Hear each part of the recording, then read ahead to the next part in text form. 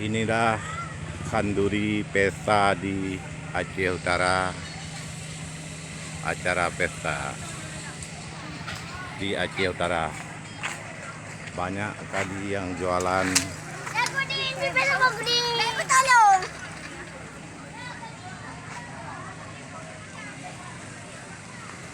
Orang jualan banyak sekali, ada yang jualan es krim.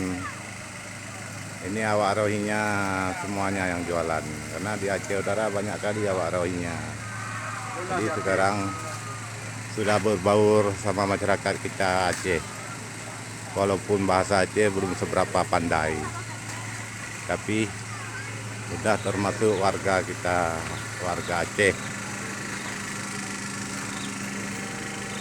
Jualan es krim, jualan mainan, rujak.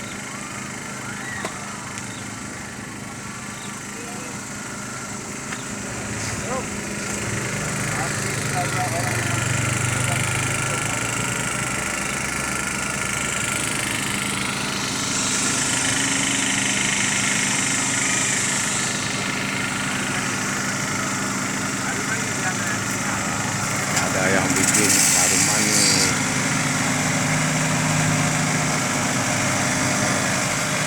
Orang Rohingya juga.